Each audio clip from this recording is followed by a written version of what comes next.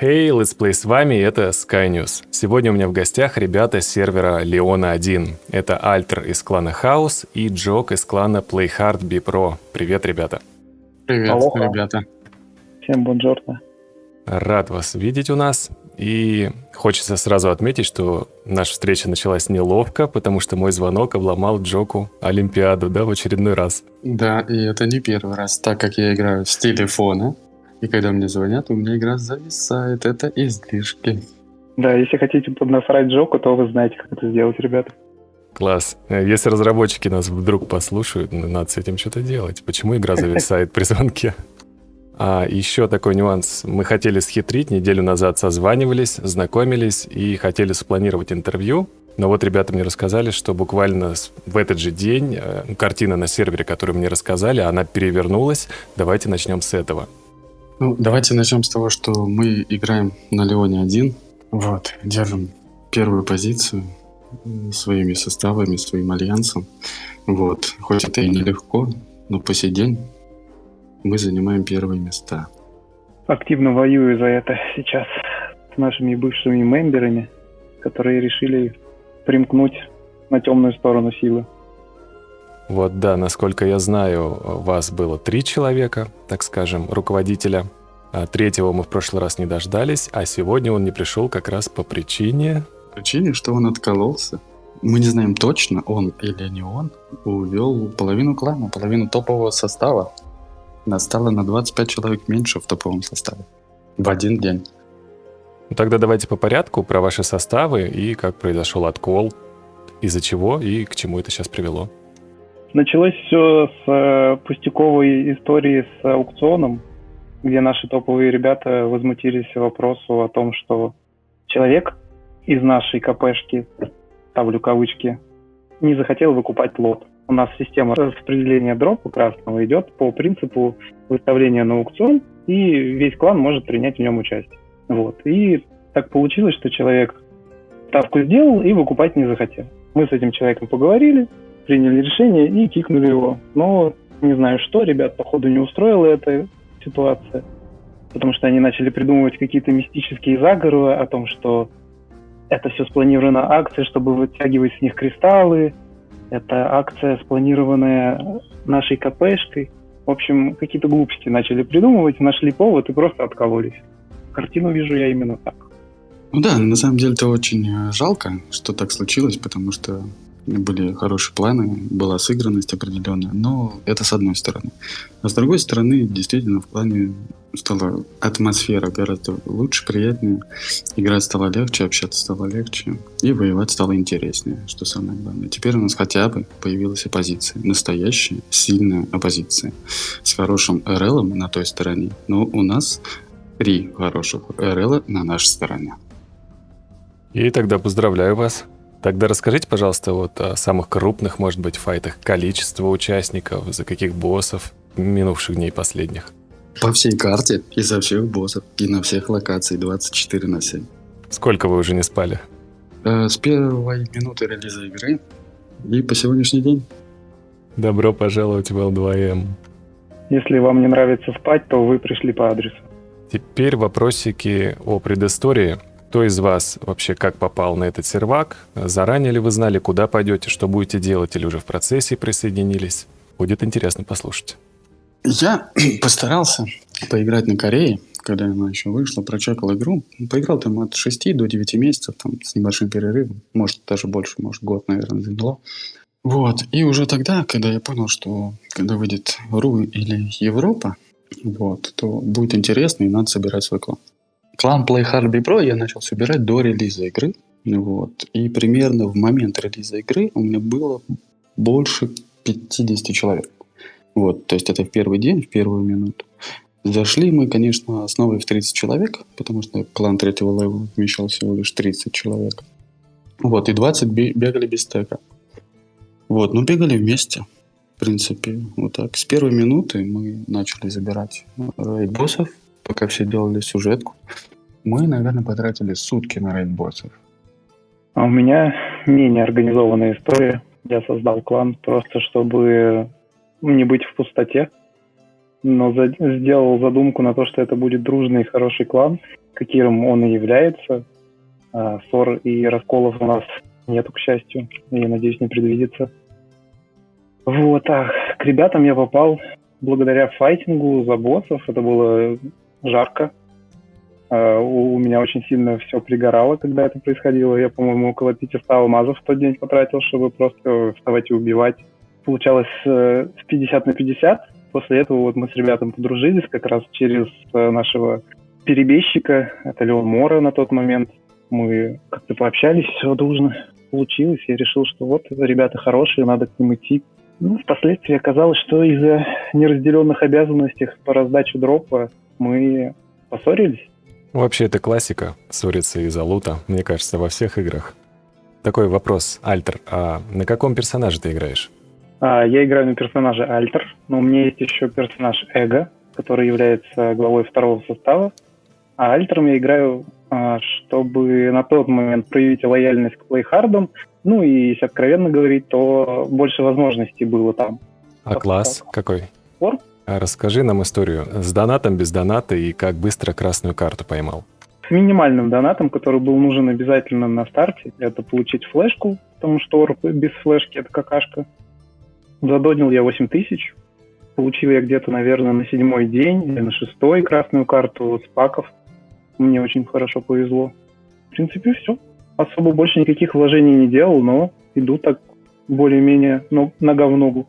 Понятно, что до топовых орбов, которые у нас есть на сервере, типа Аура Инсайда, мне как до Луны пешком. Я там ни в жизни не смогу его побить 1 на 1. Но побороться смогу с остальными ребятами. Да, 8000 это очень повезло. А что касается тебя, Джок, на каком классе персонажа ты играешь и как быстро поймал красную карту и с донатом или без?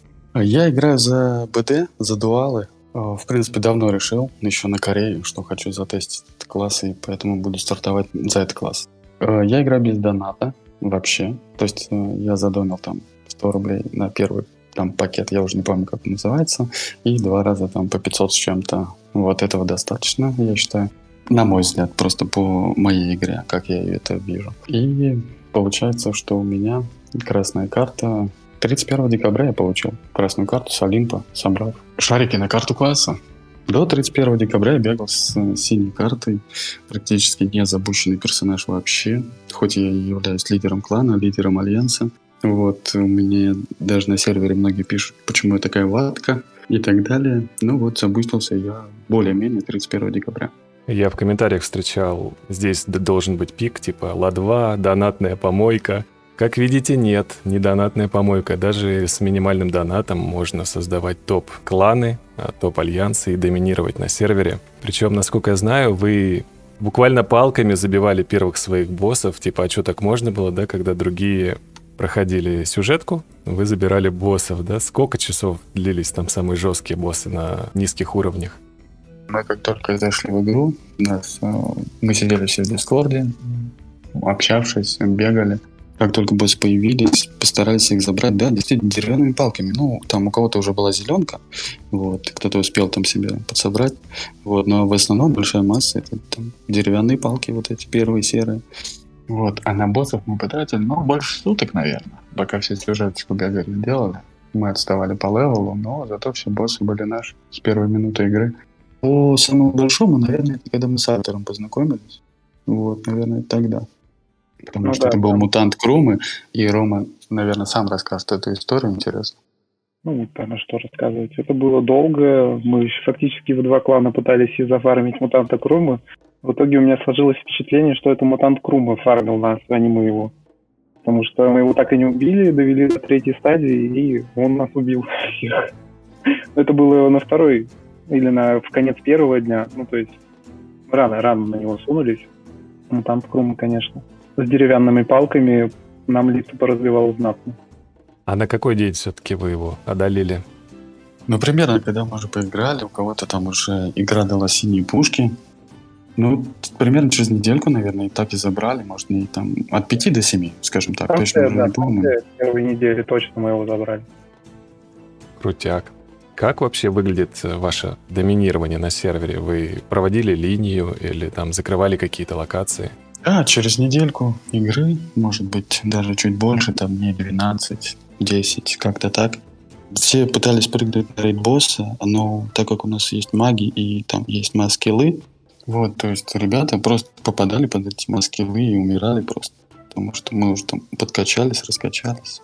Много в личку мне писало, ну, там очень много, то есть прям дошло до такого пика, что мне пришлось выйти из игры, так как я играю с телефона. Вот, открыть Purple на телефоне, войти в чат и провести эту линию. Написать, что, ребят, я отвечу здесь всем и буду каждый день вам отвечать в чате и писать в чате. Не нужно писать мне в личку, вас слишком много. И провел линию просто и все, объяснил, какая линия у нас будет. Это мы забрали топовых зарчей в долине дракона и всех рейд-боссов на сервере. И все. Кто туда приходил, тот умирал от массух. То есть целенаправленно мы, естественно, никого там в таргет не лили первое время, ну, когда там случайно человек залетает. А когда люди по 5 раз за сутки прыгают на рейд-босса, то, конечно, там уже и вар прокидывали планом и так далее. По ощущениям, какое отношение всего остального сервера к вашей коалиции, так скажем? Ну, они настроены агрессивно, нейтрально, позитивно или только единицы? Ну, вот оппозиция сейчас появилась, ну, в целом. Ну, в целом, как только я в чат написал, я стал врагом сервера номер 1. Меня тут же в вечер попросили войти в Discord и пообщаться со мной. Как только я зашел в Discord, на меня просто начали кричать, как будто я у человека что-то отнял. Физически, я имею в виду. Объяснили мне, что я нехороший человек. Ну, теперь мы с этим человеком более-менее общаемся, даже, я бы сказал, очень хорошо. То есть у нас приятные взаимоотношения, и он находится у нас во втором составе. Поскольку обстановка на сервере изменилась, у нас теперь несколько иная линия, мы теперь более дружелюбно относимся к серверу, потому что, если честно и откровенно, то ребята, которые от нас откололись, были главными противниками, ну, чтобы делиться с кем-либо, чем-либо. Вот. И поскольку главные, так сказать, как я их называю, говнокачатели или еще как-то, которые постоянно чем-то недовольны, они туда-сюда мотают эту всю историю, им вечно чего-то не хватает. Они ушли, и мы спокойно теперь раздаем квестики на весь сервер. Разумеется, только синий, потому что от красных есть определенный профит, и мы не можем его, так сказать, потерять. Но раздаем спокойно синие, плюс теперь наш альянс, который в какой-то момент был довольно на птичьих правах, если честно, то сейчас мы полностью равновесили их во всех правах. Они ходят на боссов, они получают также дроп, они также участвуют в аукционе в нашем общем, внутриклановом. То есть у нас развязаны руки, у нас теперь нет 25 человек, которые постоянно чем-то недовольны, и мы можем спокойно все раздавать, все делить, принимать какие-то честные решения. Также я знаю, что у вас, у Альтера и Джока, немного разные подходы к требованиям к игрокам, к политике внутри своих кланов. Хочется подробнее об этом послушать. И вообще, реально ли к вам попасть, и какие требования, и что ждет тех людей, кто сможет к вам попасть? Ну, по поводу требований с моей стороны, жестких никаких требований нету. Мне важны люди не те, ну, можно, я не знаю, такое слово подобрать. Ну ладно, не буду его называть. В общем, не те, которые занимают там топ-1, топ-2, топ-3, там топ-10, да, которые не вылезают из игры и кроме кача ничего не делают, да. Кроме говорю хочу, себе, да. То есть такие мне вообще не важны и не нужны. Мне нужны ребята, которые будут развивать клан немножко с другой стороны. Это заниматься там Дискордом, например, заниматься TeamSpeak'ом, вот, то есть вести какие-то таблички, там, боссов, респа и так далее. То есть вот эти ребята гораздо важнее, чем человек, который займет первое место и выйдет из клана, когда ему надоест играть, когда он перегорит и так далее. В принципе, это не 100% такой приоритет. Играть, конечно, нужно в любом случае, и топ держать тоже нужно, но это совмещается. Благо и у ребят получается, и большое им за это спасибо. И спасибо ребятам тем, кто этим занимался, когда мы были вместе. Еще до раскола. Вы большие молодцы. А у меня примерно похожая позиция, но требования все-таки к онлайну у меня обязательные есть. Это хотя бы 6 часов в день игры обязательно. То есть человек, конечно, может всем заниматься, что сказал Джок, и это, конечно, безусловно, нужно и полезно. И таких людей мы как бы отмечаем и даже поощряем алмазами. В общем, всем, чем только может клан поощрить, мы обязательно их поощряем. Но минимальный какой-то режим игры, точнее даже не режим, а время, которое он должен проводить в игре, он должен хотя бы 6 часов. В идеале 12, но это уже элементы задрота. Но лично я к задротам отношусь очень хорошо, потому что я сам задрочу. Поэтому, ребята, кто задротит, я с вами. А по поводу вступления, у нас есть сайт, не сайт, я не знаю, как это правильно называть, лендинг, наверное, или как это. Вот.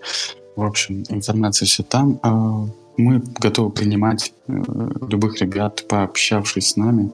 Любой человек может попасть, в общем, как в первый, так и во второй состав, так и к нашему альянсу, к ребятам, укрепить их силы. Они уже довольно тоже сильные стали. Поэтому мы готовы рассматривать любого человека практически. Либо с минимальным онлайном, либо с максимальным онлайном. В зависимости, что он хочет, какие у него планы. Сходятся ли у него мысли с нашими мыслями по игре. Да, сейчас даже больше мы можем принять, чем обычно, потому что мы открыли сейчас 2 дополнительных академки. Вот, и ребята, начиная с 50 уровня, могут спокойно к нам попасть. Это будет академка Long Horizon одна, и вторая академка на данный момент, но с большими требованиями, это Doomsday. Так что, ребята, если у вас есть желание, вы всегда можете к нам попасть. У нас даже есть ребята, которые были... Ну, так как у нас сейчас идет 3-я война на сервере, у нас была 1-я позиция, которую мы разбили, там в районе 19 кланов участвовали. Потом 2-я, там уже было 3 альянса, по-моему, там кланов 7-8. Вот, мы тоже ее разбили. И сейчас идет 3-я позиция, вот вместе со 2-й. Ой, 3-я война, вернее, вместе со 2-й. Вот, то есть люди перетекают. И даже из 1-й есть люди, которые вот присоединились к нам и топят сейчас за нас, и топят очень хорошо, во всех смыслах этого слова.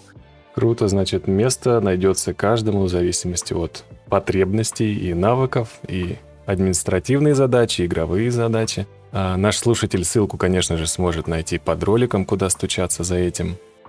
Джок, мне тебя сдали, что у тебя есть канал, и ты делаешь какие-то ролики, видео. Расскажешь об этом подробнее? О, да, конечно. Сдали. Ну, здорово, что сдали, да. Меня вот и меня всему серверу, по-моему, уже и так сдают там, и так далее. Да, у меня есть такой канал. Я веду его с телефона. Я все видосы пишу с телефона, монтирую с телефона. То есть вот так вот стараюсь как-то там дать информацию. Может, какой-то смешной ролик там с какими-то мемасиками запилить. Вот сейчас, кстати, у меня вышла серия про войну там, которая сейчас идет у нас. То есть я стараюсь это делать там каждый день. Сегодня успел даже допилить 1 ролик. Вот 2-й у меня еще готовится, наверное, после интервью. Постараюсь доделать. Вот, ночью выложу. Ну, так как я не местный на Леоне 1, я не знал, и вот мне будет интересно, кстати, проверить. Я пойду смотреть. И ссылку оставлю под роликом. Ребята, извините за качество. Опять я напомню, я это все делаю с телефона, и у меня там с качеством немножечко... Ну, не все так, как хотелось бы.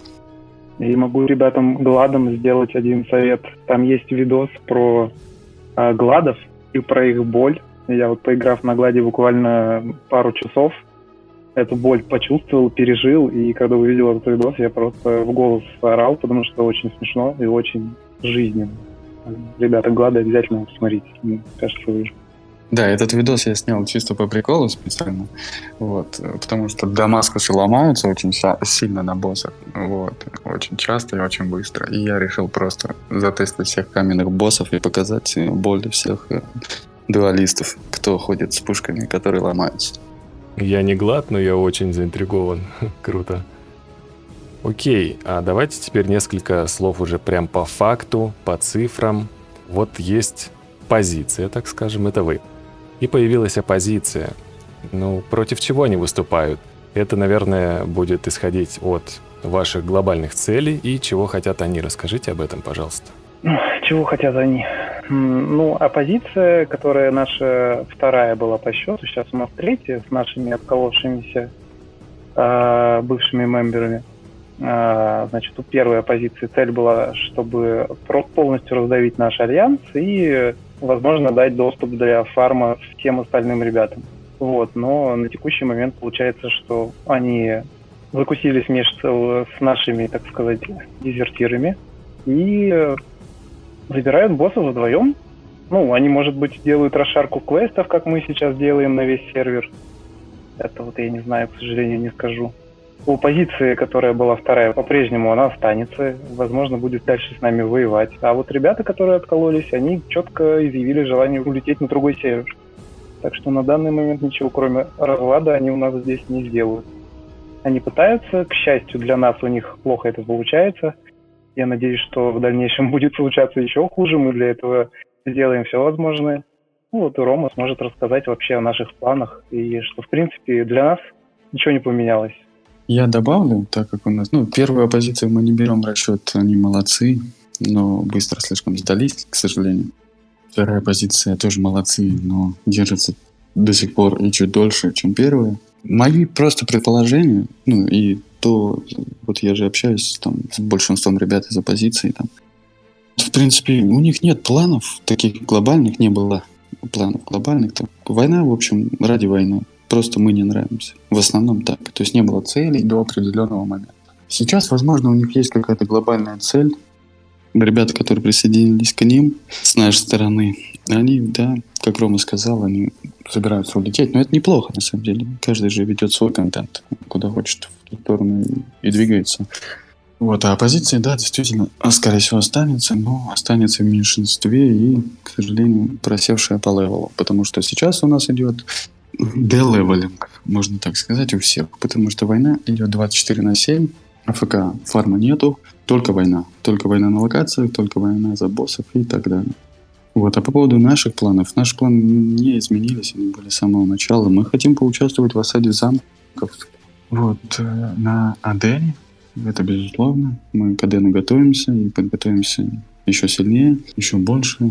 Нас будет больше, и мы будем еще сильнее. Просто вот то, что сейчас произошло, открыло глаза многим на эти вещи, которые я говорил. Я думаю, даже те, кто откололись, гораздо больше теперь понимают, о чем я говорил им изначально. Потому что сейчас, мы остаемся топ-кланом, мы выигрываем. Да, мы там один день проиграли, там второй день, по-моему, и то часть там, в обеде, когда у нас был маленький онлайн, там у нас позабирали боссов. В этом ничего страшного, ребята собрались, и вот третий день мы даем отпор. Видосики пишутся, можно посмотреть, если что, вот как мы даем отпор. И получаем тоже. Я сливаюсь очень много. То есть, если брать в цифрах, у меня было 59 50%, сейчас у меня 59 20%, и я их уже не могу восстановить до 50%, как было раньше. Это жесть. Вот Альпер тоже сегодня мне рассказал, что сегодня 10 раз, по-моему, он умер, да? Да. Да, я спустился из рейтинга. Так как я играю без доната, мне вообще в рейтинг сложно там держать, да, там 50, 60, 70 места. Вот, я был там в районе 60, в этой линеечке бафов 50-70, где-то посередине, там 60-61, а сейчас я 98. Вот. И вернуться туда в ближайшее время это проблематично. А вот такой внезапный вопрос. А то мы все хорошим. Проснулись вы, значит, утром и поняли, что вы теряете всех боссов, вы не тащите, у вас все отжали, и вы больше не доминируете. Ваши действия? Наши действия — это на самом деле, с одной стороны, благодарность ребятам. Мы, наконец-то, наш союз уравняли его в правах по всем фронтам. Мы набрали дополнительных несколько кланов в поддержку, которые давно с нами хотели подружиться. Вот, но мы им давали время, так сказать, проявить себя. Они проявляют себя сейчас по полной. То есть благодаря им мы на самом деле стали только сильнее. Вот сейчас хоть они и воюют с нашей оппозицией, но вот я сейчас прямо PvP-шусь в режиме онлайн, и наша оппозиция, к сожалению, вместе с нашими перебежчиками больше не является какой-то проблемой. То есть, да, они воюют и жестко, больно. То, что я сегодня 10 раз подряд умер, это доказывает, нам хватает сил. У нас получается теперь 5 кланов, а до этого было, 2,5, грубо говоря. То есть они нам только на руку сыграли. Спасибо, ребят, вы молодцы. А все-таки, вот может Джок скажет, вот проиграли вы эту игру и войну, дальше что будете делать? Мы можем проиграть только битву, а не войну. Проиграть какой-то бой в обед или в вечер в какое-нибудь время. Но не войну. Войну мы выигрываем и будем выигрывать. И сделаем все для этого, чтобы выиграть. Есть тактики, есть знания игры. Да, есть много преимуществ с нашей стороны, помимо численности ребят, которых мы присоединили к себе. Так там и оказались еще ребята, которые много чего знают. И мы также много чего знаем. Именно по игре. Как развиваться, куда развиваться и так далее. Ну, меньше ошибок делать. И самое главное, у нас перестанет быть срача из-за дропа. Конечно, вечно. Так что Да.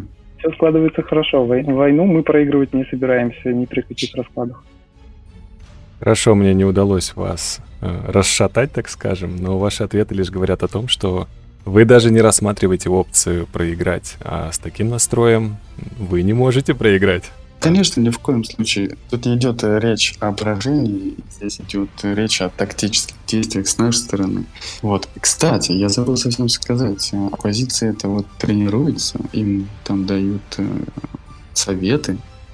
Человек, который играл на Корее, он является топ-ру игроком, насколько я знаю и помню, да? Вот. Я не знаю, можно ли называть его никнейм здесь. Ну, в общем, это здорово. Это здорово, что так есть, что нашу оппозицию кто-то тренирует, потому что играть с сильным соперником гораздо интереснее, чем играть со слабым соперником.